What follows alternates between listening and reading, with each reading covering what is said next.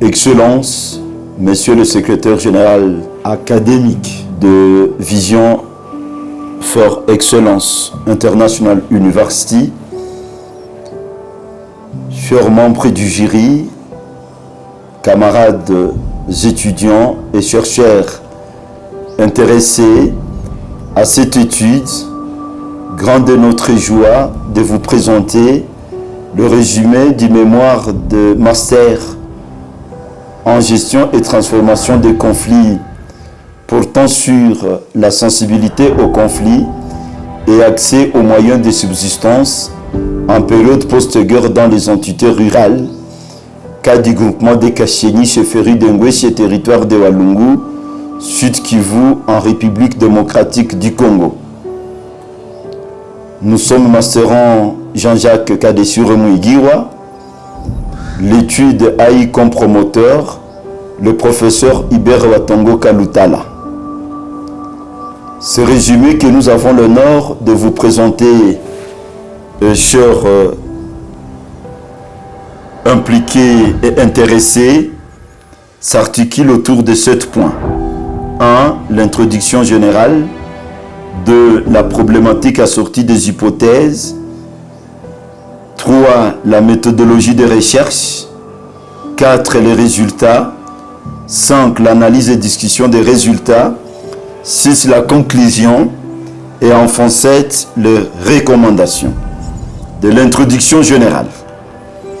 La République démocratique du Congo, depuis des listes reconnaît des conflits byzantins et exacerbés pendant maintenant plus de 3 décennies par des conflits de groupes armés avec des calamités de tous ordres qui perturbent la vie des communautés. Outre la mauvaise gouvernance, il s'observe que les groupes armés sèment désolation et qui sont en nébuleuse.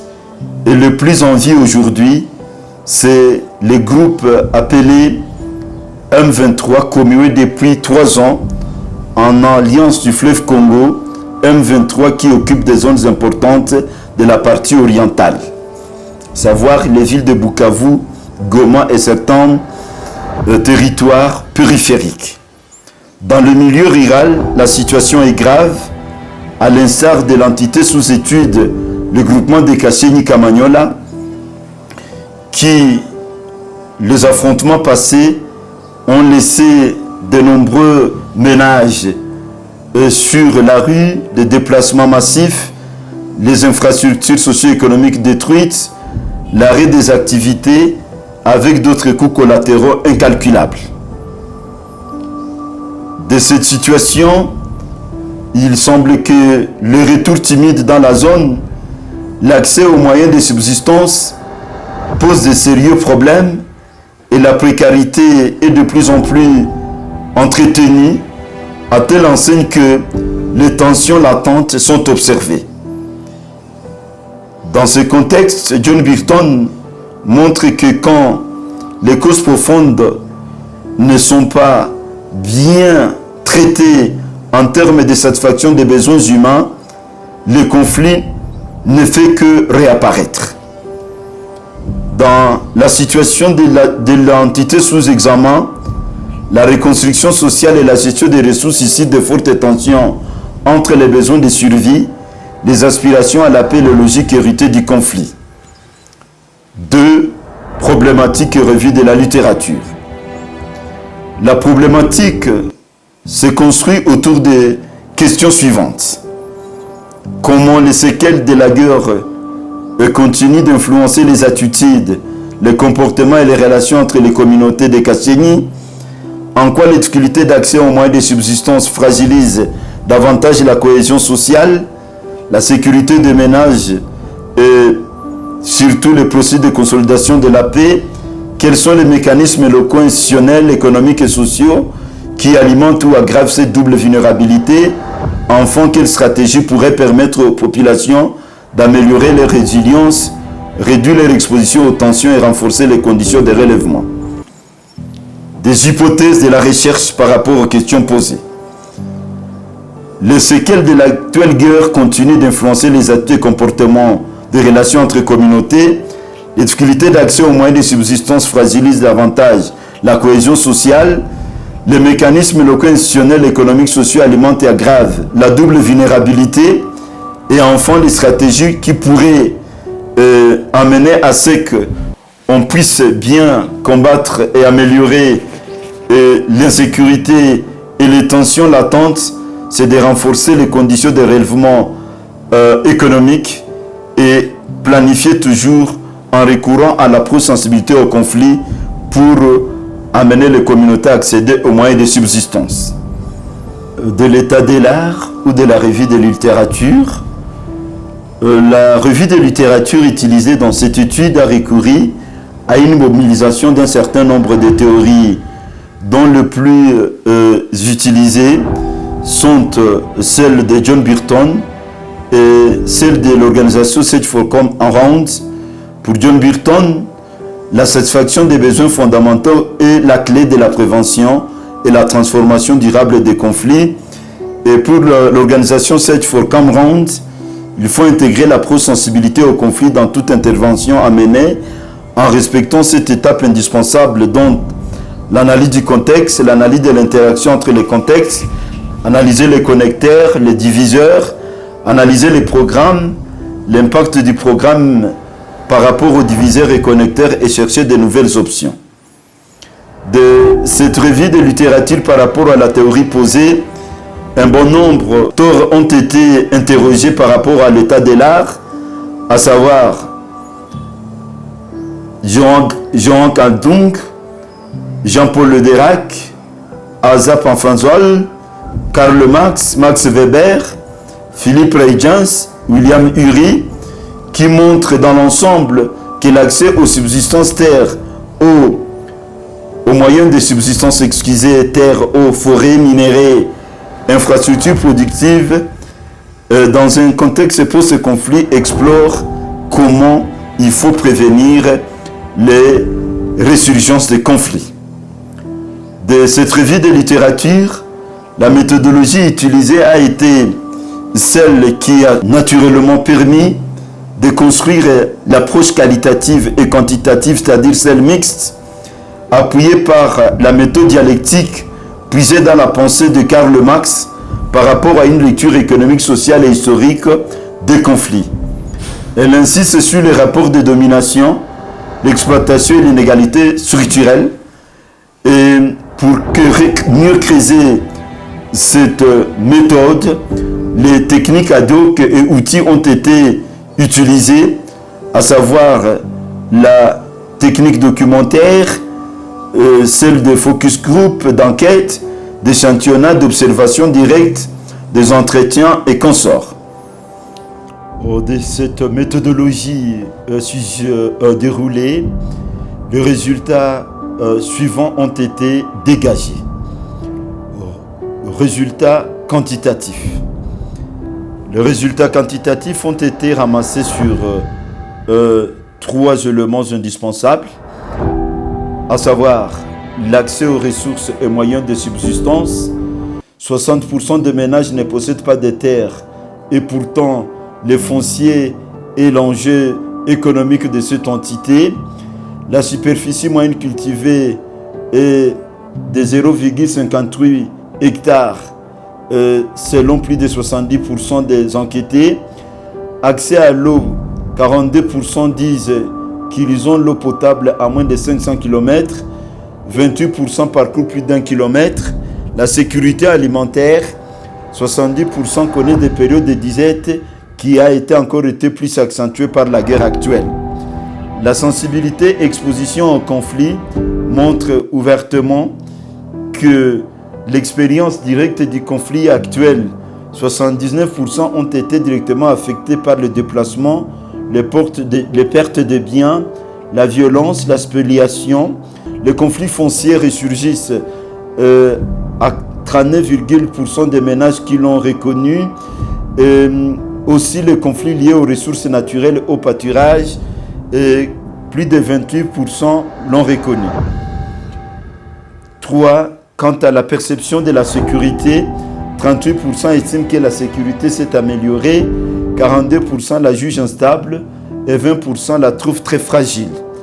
S'agissant des résultats qualitatifs, 5 axes ont été abordés, à savoir la mémoire des affres et des lagueurs, conflits et insécurité psychologique qui demeurent dans la mémoire collective et de manière traumatique, les inégalités d'accès à la terre et aux ressources, et insiste sur une sorte de concentration du foncier dans le monde des chefs coutumiers et des élites locales. 3. Les stratégies de subsistance et résilience demeurent précaires et dans l'informel, et c'est une forme de survie. 4. La gouvernance locale et gestion des conflits. Il s'observe toujours la faible indépendance institutionnelle. 5. La cohésion sociale et confiance. Il semble que la population vit une certaine méfiance, surtout envers les autorités actuelles. 5. De l'analyse et discussion des résultats. L'analyse et discussion des résultats porte sur le point saillant suivant. La pauvreté et la rareté foncière demeurent le principal déterminant de la sensibilité au conflit. La gouvernance actuelle n'augure pas un lendemain rassurant, reste fragilisée par les inégalités, la peur et les influences militaro-politiques. La paix actuelle est une paix négative, absence de combat, même maintien des causes structurelles du conflit. La résilience communautaire se manifeste par l'entrée de la diversification des moyens de subsistance. Les interventions des organisations comme Caritas via PAM, NRC, mais à des personnes cibles avec discrimination par occasion. Les jeunes et les femmes apparaissent comme les acteurs qui sont plus dynamiques, mais les moins représentants dans le mécanisme de gouvernance locale. De l'interprétation des résultats selon la théorie des besoins fondamentaux de John Burton est axée sur 5 petites analyses et interprétations. Pour John Burton, il se remarque que la peur est plus dans la mémoire collective. Et pour John Burton, quand la paix actuelle est une paix négative, il semble que pour Johan Galtung, ça montre qu'il y a toujours des possibilités de résurgence, de conflits, et c'est ce qui persiste dans la mémoire collective et surtout psychologique de l'ensemble de la communauté de Kashenyi. 2. Le besoin de reconnaissance et d'identité. Pour John Burton, le besoin d'identité est l'un des plus profonds. Lorsque la dignité ou la valeur symbolique d'un groupe est niée, le conflit se transforme en lutte pour la reconnaissance. Ce qui est encore une réalité à Kashenyi, parce que la marginalisation et la méfiance intercommunautaire sont des réalités encore vécues. Les besoins de participation et d'autonomie. Et pour Burton, la satisfaction du besoin de participation permet à chaque individu d'exercer un contrôle sur les décisions qui influencent sa vie. Or, les jeunes et les femmes sont souvent non représentés dans les instances de gouvernance locale. À Kashenyi, cette réalité reste encore un gap. 4. Le besoin de justice et d'équité. Pour John Burton, l'injustice alimente les rancunes et la résurgence des conflits, surtout fonciers, entre agriculteurs et éleveurs. C'est le cas à Kashenyi. Or, le besoin de justice correspond à la recherche d'un ordre social équitable où les règles sont appliquées sans discrimination. Enfin 5. Le besoin de bien-être et de subsistance. Il semble que l'accès aux ressources reste limité. Et pour John Burton, tant que l'on n'a pas de manière claire assuré le bien-être matériel qui est indissociable à la paix sociale, ça conduit toujours à des conflits et à la désintégration du tissu social.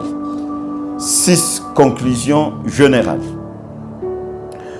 Le principal résultat présage de manière indicative ce qui trame en substance.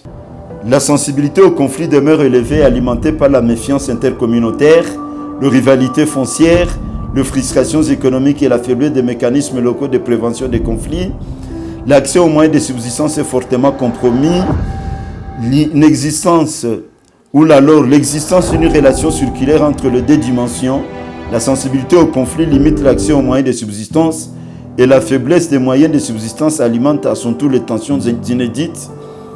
Le mécanisme communautaire de résilience, bien que présent par le moyen de dialogues locaux, médiation coutumière, solidarité demeure insuffisant et manque de renforcement des capacités des acteurs locaux. S'agissant de la vérification de nos hypothèses qui ont été confirmées, nous avons répondu aux principales questions par le résultat en ce qui suit. La première question consistait à savoir comment la manifestation de la sensibilité au conflit à Kashenyi est observée. Les résultats ont montré que cette manifestation est encore observée par des tensions latentes, les conflits fonciers récurrents, la méfiance entre groupes, l'influence entre acteurs. Deux, quelles sont les principales difficultés d'accès aux moyens de subsistance?